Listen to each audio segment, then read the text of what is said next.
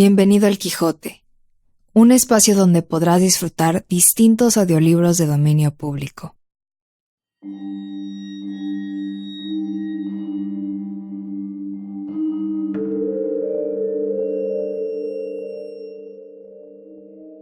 El caso de Lady Sannox.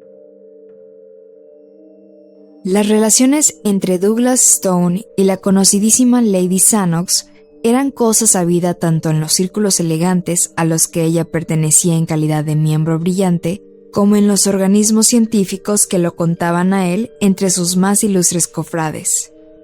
Por esta razón, al anunciarse cierta mañana que la dama había tomado de una manera resuelta y definitiva el velo de religiosa y el mundo no volvería a saber más de ella, se produjo, como es natural, un interés que alcanzó a muchísima gente. Pero cuando a este rumor siguió de inmediato la seguridad de que el célebre cirujano, el hombre de nervios de acero, había sido encontrado una mañana por ayuda de su cámara, sentado al borde de su cama, con una placentera sonrisa en el rostro y las dos piernas metidas en una sola pernera de su pantalón, y que aquel gran cerebro valía ahora lo mismo que una gorra llena de sopa, el tema resultó suficientemente sensacional para que se estremeciesen ciertas gentes que creían tener su sistema nervioso a prueba de esa clase de sensación. Douglas Stone fue en su juventud uno de los hombres más extraordinarios de Inglaterra. La verdad es que apenas si podía decirse en el momento de ocurrir este pequeño incidente que hubiese pasado esa juventud, porque solo tenía entonces 39 años. Quienes lo conocían a fondo sabían perfectamente que a pesar de su celebridad como cirujano, Douglas Stone habría podido triunfar con rapidez aún mayor en una docena de actividades distintas. Podía haberse abierto el camino hasta la fama como soldado, o haber forcejeado hasta alcanzarla como explorador. Podía haberla buscado como empaque y solemnidad en los tribunales, o bien habérsela construido de piedra y de hierro actuando de ingeniero. Había nacido para ser grande, porque era capaz de proyectar lo que otros hombres no se atrevían a llevar a cabo, y llevar a cabo lo que otros hombres no se atrevían a proyectar. Nadie la alcanzaba en cirugía. Su frialdad de nervios, su cerebro y su intuición eran cosa fuera de lo corriente. Una y otra vez su bisturí alejó la muerte, aunque al hacerlo hubiese tenido que rozar las fuentes mismas de la vida, mientras sus ayudantes empalidecían tanto como el hombre operado. ¿No queda aún en la zona del sur de Marylebone Road y del norte de Oxford Street el recuerdo de su energía, de su audacia y de su plena seguridad en sí mismo? Tan destacados como sus virtudes eran sus vicios, siendo, además, infinitamente más pintorescos. Aunque sus rentas eran grandes y aunque era en cuanto a ingresos profesionales el tercero en todos los de Londres, todo ello no le alcanzaba para el tren de la vida en la que se mantenía.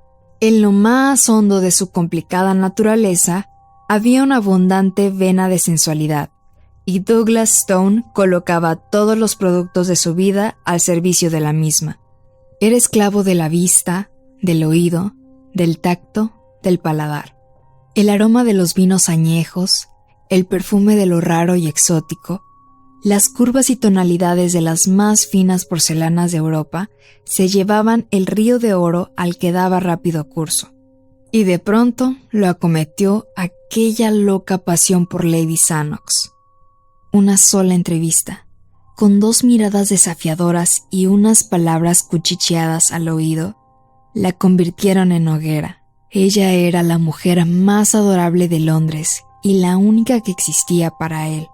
Él era uno de los hombres más bellos de Londres, pero no era el único que existía para ella. Lady Sannox era aficionada a variar y se mostraba amable con muchos de los hombres que la cortejaban. Quizá fuese esa la causa y quizá fuese ese el efecto. El hecho es que Lord Sannox, el marido, parecía tener 50 años, aunque en realidad solo había cumplido los 36. Era hombre tranquilo, callado, sin color, de labios delgados y párpados voluminosos, muy aficionado a la jardinería y dominado completamente por inclinaciones hogareñas. Antaño había mostrado aficiones a los escenarios. Llegó incluso a alquilar un teatro en Londres y en ese escenario de ese teatro conoció a Miss Marion Dawson, a la que ofreció su mano, su título y la tercera parte de un condado. Aquella primera afición suya se le había hecho odiosa después de su matrimonio. No se lograba convencerle de que mostrase ni siquiera en representaciones particulares el talento de actor que tantas veces había demostrado poseer. Era más feliz con una asadilla y con una regadera entre sus orquídeas y crisantemos. Resultaba problema interesantísimo el saber si aquel hombre estaba desprovisto por completo de sensibilidad o si carecía lamentablemente de energía. ¿Estaba acaso enterado de la conducta de su esposa y la perdonaba? ¿O solo era un hombre ciego, caduco y estúpido? ¿Era ese un problema propio para servir de pábulo en las conversaciones, en los saloncitos coquetones en las que se tomaba el té y en las ventanas aledizas de los clubes mientras se saboreaba un cigarro? Los comentarios que hacían los hombres de su conducta eran duros y claros. Solo un hombre habría podido hablar en favor suyo, pero ese hombre era el más callado de todos los que frecuentaban el salón de fumadores. Ese individuo le había visto domar un caballo en sus tiempos de universidad, y su manera de hacerlo le había dejado una impresión duradera. Pero cuando Douglas Stone llegó a ser el favorito, cesaron de una manera definitiva todas las dudas que se tenían sobre si Lord Sannox conocía o ignoraba aquellas cosas. Tratándose de Stone, no cabían subterfugios, porque como era un hombre impetuoso y violento, dejaba de lado las precauciones y toda discreción. El escándalo llegó a ser público y notorio. Un organismo docto hizo saber que había borrado el nombre de Stone de la lista de sus vicepresidentes. Hubo 2 amigos que le suplicaron que tuviese en cuenta su reputación profesional. Douglas Stone abrumó con su soberbia a los 3 y gastó 40 guineas en una jorca que llevó de regalo en su visita a la dama. Él la visitaba todas las noches en su propia casa y ella se paseaba por las tardes en el coche del cirujano. Ninguno de los 2 realizó la menor tentativa para ocultar las relaciones, pero se produjo al fin un pequeño incidente que las interrumpió. Era una noche de invierno, triste, muy fría y ventosa. Ululaba el viento en las chimeneas y sacudía con estrépito las ventanas. A cada nuevo suspiro del viento, oíase sobre los cristales un tintineo de la fina lluvia que tamborileaba en ellos, apagando por un instante el monótono sonido del agua que caía de los aleros. Douglas Stone había terminado de cenar y estaba junto a la chimenea de su despacho, con una copa de rico oporto sobre la mesa de la malaquita que tenía a su lado. Al acercarla hacia sus labios, la miró a contraluz de la lámpara, contemplando con pupila de entendido las minúsculas escamitas de flor de vino, de un vivo color rubí que flotaban en el fondo. El fuego llameante proyectaba reflejos súbitos sobre su cara audaz y de fuerte perfil, de grandes ojos grises, labios gruesos, pero tensos y de mandíbula fuerte y en escuadra. Tenía algo de romano en su energía y animalidad. Al arrellanarse en su magnífico sillón, Douglas Stone se sonreía de cuando en cuando. A decir verdad, tenía derecho a sentirse complacido. Contrariando la opinión de 6 de sus colegas, había llevado a cabo ese mismo día una operación en la que solo podían citarse 2 casos hasta entonces, y el resultado obtenido superaba todas las esperanzas. No había en Londres nadie con la audacia suficiente para proyectar ni con la habilidad necesaria para poner en obra aquel recurso heroico. Pero Douglas Stone había prometido a Lady Sannox que pasaría con ella la velada y eran ya las 8:30. Había alargado la mano hacia el llamador de la campanilla para pedir el coche cuando llegó a sus oídos el golpe sordo del aldabón de la puerta de la calle. Se oyó un instante después ruido de pies en el vestíbulo y el golpe de una puerta que se cerraba. «Señor, en la sala de consulta hay un enfermo que desea verlo», dijo el ayuda de cámara. «¿Se trata del mismo paciente?» «No, señor. Creo que desea que salga usted con él». «Es demasiado tarde». exclamó Douglas Stone con irritación. No iré. Esta es la tarjeta del que espera, señor. El ayuda de cámara se la presentó en la bandeja de oro que la esposa de un primer ministro había regalado a su amo. Jamil Ali Smirna. Supongo que se trata de un turco. Así es, señor. Parece que hubiera llegado del extranjero, señor, y se encuentra en un estado espantoso. Vaya. El caso es que tengo un compromiso y he de marchar a otra parte, pero lo recibiré. Hágalo pasar, Pym. Unos momentos después, el ayuda de cámara abría de par en par la puerta y dejaba paso a un hombre pequeño y decrépito, que caminaba con la espalda inclinada, adelantando el rostro y parpadeando como suelen hacerlo las personas muy cortas de vista. Tenía el rostro muy moreno y el pelo y la barba de un color negro muy oscuro. Sostenía en la mano un turbante de muselina blanca con listas encarnadas y en la otra una pequeña bolsa de gamuza. «Buenas noches», dijo Douglas Stone una vez que el criado cerró la puerta. «Habla usted inglés, ¿verdad?» «Sí, señor. Yo procedo del Asia Menor, pero hablo algo de inglés lentamente. Tengo entendido que usted quiere que yo le acompañe fuera de casa». «En efecto, señor. Tengo gran deseo de que examine usted a mi esposa. Puedo hacerlo mañana por la mañana, porque esta noche tengo una cita que me impide visitar a su esposa». La respuesta del turco fue por demás original. Aflojó la cuerda que cerraba la boca del bolso de gamuza y vertió un río de oro sobre la mesa diciendo: «Ahí tiene 100 libras, y le aseguro que la visita no le llevará más de una hora. Tengo a la puerta un carruaje». Douglas Stone consultó su reloj. Una hora de retraso le daría tiempo aún para visitar a Lady Sannox. En otras ocasiones la había visitado a una hora más tardía. Aquellos honorarios eran muy elevados. En los últimos tiempos lo apremiaban los acreedores, y no podía desperdiciar una ocasión así. Iría. ¿De qué enfermedad se trata? Oh, es un caso muy triste y único. ¿Oyó usted hablar alguna vez de los puñales de los almohades? Nunca.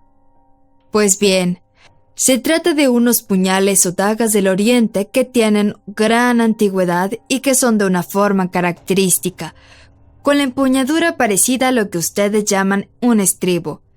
Yo negocio en antigüedades y por esa razón he venido a Inglaterra desde Esmirna, pero regreso la semana que viene.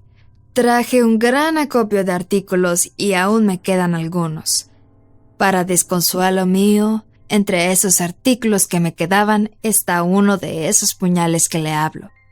Permítame, señor, que le recuerde que tengo una cita, dijo el cirujano con algo de irritación. Limítese por favor a los detalles indispensables. Ya verá usted que este lo es. Mi esposa tuvo hoy un desmayo hallándose en la habitación en que guardo mi mercancía, y se cayó al suelo cortándose el labio inferior con ese maldito puñal de almohades. Comprendo, dijo Douglas Stone poniéndose de pie. Lo que usted quiere es que le cure la herida. No, porque es algo peor que eso. ¿De qué se trata, pues? De que esos puñales están envenenados. ¡Envenenados! Sí, y no existe nadie en Oriente ni en Occidente que sepa hoy de qué clase de veneno se trata y con qué se cura. Conozco esos detalles porque mi padre se dedicó a este negocio antes que yo, y porque estas armas envenenadas nos han dado mucho trabajo. ¿Cuáles son los síntomas? Sueño profundo y la muerte antes de 30 horas. Y usted asegura que no existe una cura posible. ¿Por qué razón entonces me paga una suma tan crecida de honorarios? Ninguna droga existe que pueda curar el envenenamiento, pero sí puede curar el bisturí. ¿De qué manera? El veneno es de absorción lenta. Permanece horas enteras en la misma herida. Según eso, podría limpiarse a fuerza de lavados. No porque ocurre lo mismo con las mordeduras de los reptiles venenosos. El veneno es demasiado sutil y demasiado mortífero. Habrá que extirpar el órgano herido. Eso es. Si la herida es en un dedo, se arranca el dedo. Es lo que decía siempre mi padre. Pero piense usted en dónde está la herida en este caso, y en que se trata de mi esposa. Es horrible. Pero en asuntos tan dolorosos, el hallarse familiarizado con ellos puede embotar la simpatía de un hombre. Para Douglas Stone, aquel caso era ya interesante, e hizo a un lado como cosa sin importancia las débiles objeciones del marido, diciéndole con brusquedad: «Por lo que se ve, no hay otra alternativa. Es preferible perder un labio a perder una vida». «Sí, reconozco que eso que dice es cierto». Bien, es el destino, y no hay más remedio que aceptarlo. Tengo bajo el coche. Vendrá usted conmigo y realizará la operación». Douglas Stone sacó de un cajón su estuche de bisturíes y se lo metió al bolsillo junto con un rollo de vendajes y un paquete de hilas. No podía perder más tiempo si había de visitar a Lady Sannox. «Estoy dispuesto, si no quiere usted tomar un vaso de vino antes de salir a la fría temperatura de la noche». El visitante retrocedió, alzando la mano en señal de protesta. «Se olvida usted de que soy musulmán y fiel cumplidor de los preceptos del profeta. Sin embargo, quisiera que me dijese qué contiene la botella de cristal verde que se ha metido en el bolsillo». «Es cloroformo. También su empleo nos está prohibido. Se trata de un líquido espirituoso y no podemos emplear semejantes productos». «¿Cómo? ¿Consentirá que su esposa tenga que pasar por esta operación sin un anestésico?» «Oh, señor, ella no se dará cuenta de nada. La muy pobre está sumida ya en su sueño profundo, el primer efecto de esa clase de veneno. La pobre está sumida ya en el sueño profundo, el primer efecto de esa clase de veneno. Además la hice tomar nuestro opio de Esmirna. Vamos, señor, porque ha transcurrido ya una hora».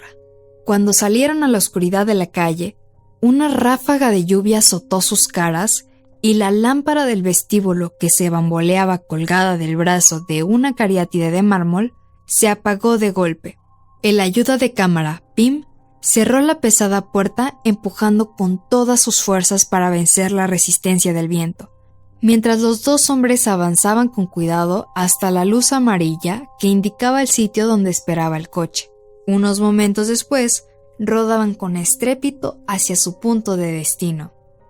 «¿Está lejos?», preguntó Douglas Stone. «Oh, no, vivimos en un lugar muy tranquilo próximo a Stone Road». El cirujano oprimió el resorte de su reloj de repetición y escuchó los golpecitos que anunciaron la hora. Eran las 9:15. Calculó las distancias y el poco tiempo que le llevaría una operación tan sencilla. Para las 10 tenía que llegar a casa de Lady Sannox. A través de las ventanas empañadas, veía la danza de los borrosos faroles de gas que iban quedando atrás, y las ruedas del coche producían un blando siseo al pasar por un terreno de charcos y de barro. Frente a Douglas Stone, blanqueaba débilmente en la oscuridad el turbante de su cliente. El cirujano palpó dentro de sus bolsillos y dispuso sus agujas, ligaduras y pinzas para no perder tiempo cuando llegasen. Rabiaba de impaciencia y tamborileaba en el suelo con el pie. El coche fue por fin perdiendo velocidad hasta que se detuvo. Douglas Stone se apeó en el acto, y el comerciante de Esmirna lo hizo pisándole los talones y dijo al cochero: «Espere usted». Era una casa de aspecto ruin en una calle sórdida y estrecha. El cirujano, que conocía bien su Londres, echó una rápida ojeada por la oscuridad, pero no observó nada característico. Ni una tienda, ni movimiento alguno, nada. En fin, fuera de la doble fila de casas sin relieve en sus fachadas, de una doble faja de losas húmedas que brillaban a la luz de la lámpara, y de un doble y estrepitoso correr del agua por los arroyos para precipitarse entre remolinos y gorgoteos por las rejillas de los sumideros. Se encontraron delante de una puerta descarada y descolorida, en la que la débil luz que salía por el abanico de la parte superior servía para poner de relieve el polvo y la suciedad con la que estaba cubierta. En el piso superior, Brillaba una débil luz amarilla en una de las ventanas del dormitorio. El comerciante turco llamó con fuertes golpes. Cuando se volvió de cara a la luz, Douglas Stone pudo ver que su cara se hallaba contraída de ansiedad. Corrieron un cerrojo y apareció en el umbral una mujer anciana con una velita resguardando la débil llama con su mano asarmentada. —¿Sigue todo bien? —jadeó el mercader. —La señora está tal como usted la dejó. ¿No habló? —No, duerme profundamente. El comerciante cerró la puerta y Douglas Stone avanzó por el estrecho pasillo mirando con sorpresa en torno suyo. No había ni linóleo, ni esterilla, ni percha de sombreros. No vio otra cosa que gruesas capas de polvo y tupidas orlas de telarañas por todas partes. Sus firmes pisadas resonaban con fuerza por toda la casa en silencio, mientras subía detrás de la anciana por la tortuosa escalera. No había alfombra. El dormitorio estaba en el segundo descansillo. Douglas Stone entró en él detrás de la anciana y seguido inmediatamente por el mercader. Ahí por lo menos había muebles, incluso con exceso. Se veía en el suelo un revoltijo y en los rincones verdaderas pilas de vitrinas turcas, mesas incrustadas, cotas de malla, pipas de formas extrañas y armas grotescas. Por toda luz había en la pared una lámpara pequeña sostenida por una horquilla. Douglas Stone la descolgó, se abrió paso entre los trastos viejos y se acercó a una cama que había en un rincón, en el que estaba acostada una mujer vestida al estilo turco con el yashmak y el velo. Solo la parte inferior de la cara estaba al descubierto, y el cirujano pudo ver un corte dentado que zigzagueaba por todo el borde del labio inferior. «Ya perdonará usted que esté tapada con el yashmak, sabiendo lo que los orientales pensamos acerca de las mujeres», dijo el turco. Pero el cirujano pensaba en otra cosa distinta que el yashmak. Aquello no era una mujer para él, sino simplemente un caso. Se inclinó y examinó con cuidado la herida y dijo: «No existen señales de inflamación. Podríamos retrasar la operación hasta que se desarrollen los síntomas locales». «¡Oh, señor, señor!», dijo el mercader. «No ande con nimiedades. Usted no sabe lo que es esto. Esa herida es mortal. Yo sí que lo sé, y le doy la seguridad de que es absolutamente indispensable operar. Solo el bisturí puede salvarle la vida». «Sin embargo, yo me siento inclinado a esperar», dijo Douglas Stone. «¡Basta ya!», exclamó irritado el turco. «Cada minuto que pasa tiene importancia, y yo no puedo permanecer aquí viendo cómo se va muriendo mi esposa. No me queda más que dar a usted las gracias por haber venido y marchar en busca de otro cirujano antes de que sea demasiado tarde». Douglas Stone vaciló. No era agradable el tener que devolver las 100 libras, pero si dejaba abandonado el caso, tendría que hacerlo. Y si el turco estaba en lo cierto y la mujer fallecía, la posición de Douglas Stone delante del juez de investigación podía resultar embarazosa. «De modo que usted sabe por experiencia personal cuáles son los efectos de este veneno», le preguntó. «Lo sé. Y me asegura que la operación es indispensable». «Lo juro por todo cuanto es sagrado para mí». «La cara quedará desfigurada espantosamente. Comprendo que la boca no quedará como para besarla con agarrado». Douglas Stone se volvió indignado hacia aquel hombre. Su manera de hablar era brutal, pero los turcos hablan y piensan a su propia manera y no era aquel un momento para dimes y diretes. Douglas Stone sacó un bisturí del estuche, lo abrió y tanteó con el dedo índice su filo agudo. Acto seguido, acercó más la lámpara a la cama. Por la rendejilla del yashmak lo miraban con fijeza 2 ojos negros. Eran todo iris, distinguiéndose apenas la pupila. «Le ha dado usted una dosis de opio muy fuerte». «Sí, ha sido bastante buena». El cirujano volvió a contemplar los ojos negros que lo miraban fijamente. estaban apagados y sin brillo, pero pudo advertir que aparecían en ellos una lucecita de vida y que le temblaban los labios. «Esta mujer no está en el estado absoluto de inconsciencia», dijo el cirujano. «¿Y no será preferible emplear el bisturí mientras está insensible?» Ese mismo pensamiento había cruzado por el cerebro del cirujano. Sujetó con sus forceps el labio herido y dando 2 rápidos cortes se llevó una ancha tira de carne en forma de V. La mujer saltó en la cama con un alarido espantoso. Douglas Stone conocía aquella cara. Era una cara que le era familiar, a pesar del labio superior saliente y de la sangre que le emanaba. La mujer siguió gritando y se llevó la mano a la herida sangrante. Douglas Stone se sentó al pie de la cama con su bisturí y sus forceps. La habitación giraba a su alrededor y había sentido que detrás de sus orejas se le desgarraba algo como una cicatriz.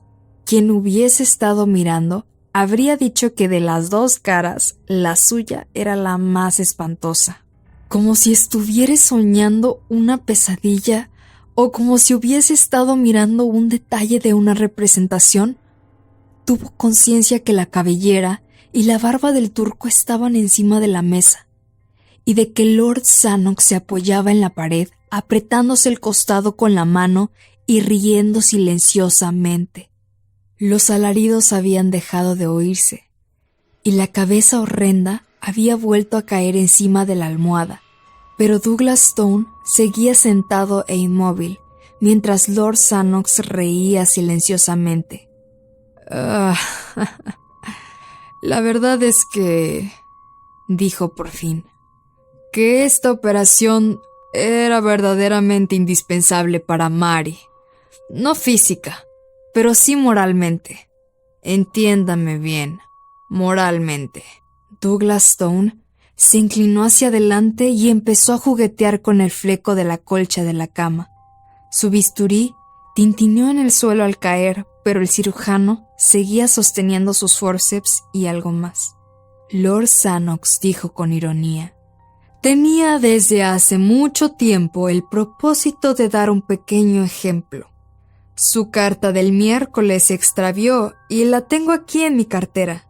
Me costó bastante trabajo la puesta en práctica de mi idea. La herida, dicho sea de paso, no tenía más peligrosidad que la que puede darle mi anillo de sello». Miró vivamente a su silencio acompañante y levantó el gatillo de un revólver pequeño que guardaba en el bolsillo de la chaqueta. «Juan, ante todo llevarás al doctor a su casa. Creo que hará falta asistirlo al bajar las escaleras. Dile a su ayuda de cámara que se ha puesto enfermo durante la operación». «Muy bien, señor». «Después llevarás a Lady Sannox a casa. ¿Y usted, señor?» «Verás, durante los próximos meses me hospedaré en el Hotel di Roma. Cuida de que me sea enviada la correspondencia.